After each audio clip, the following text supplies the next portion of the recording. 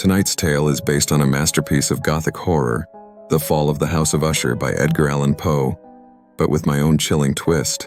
It all began with a single letter from my old friend, Roderick Usher. My friend, I fear I'm about to die. Please come to me.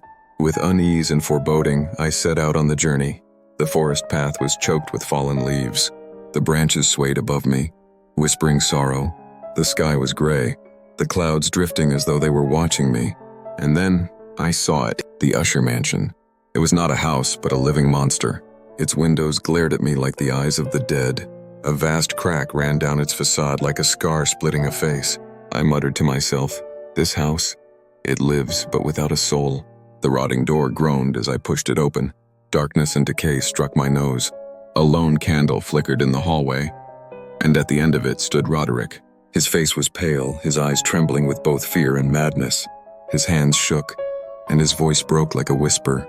This house, it is alive. My family in this mansion, bound like veins in blood. My sister Madeline, too, is fading away. But you would never understand. And then she appeared, like a shadow, Madeline. Her face pale, her hands cold as ice, and Roderick's gaze upon her, it was filled with obsession he could no longer hide. I realized the dreadful truth. He saw his sister, not only as family, but as the object of a forbidden love. His madness grew more evident each day. Through his music, through his paintings, he could conjure only death, ruin, and Madeline. His canvases showed only black ruins, endless storm clouds, and pools of crimson like blood. Soon after, Madeline collapsed into a deep coma.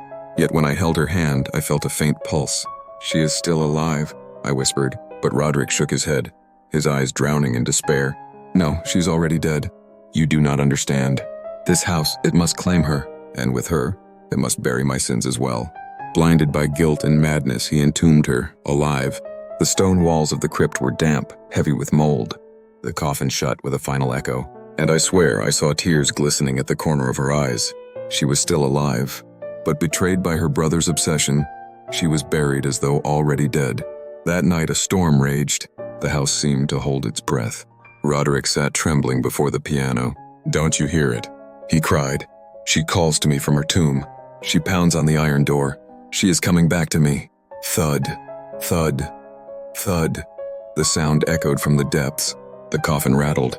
Footsteps rose from below, and I felt my blood freeze. Roderick had condemned his sister to the grave, but she had returned, awakened by the curse itself. A flash of lightning split the sky, and the doors of the mansion burst open. She stood there, Madeline, her burial shroud drenched in blood, her face pale as death. Her cry pierced the room. Roderick, why did you bury me alive? Her voice was filled with rage, sorrow, and death itself. She hurled herself upon him, her bloodied hands wrapping around his throat. Roderick screamed, "Ah! I loved you. That is why I killed you. This house, our family, we were cursed from the beginning." They collapsed together, in blood, in madness, in death. At that instant, the house roared like a beast. The walls cracked, the ceilings collapsed.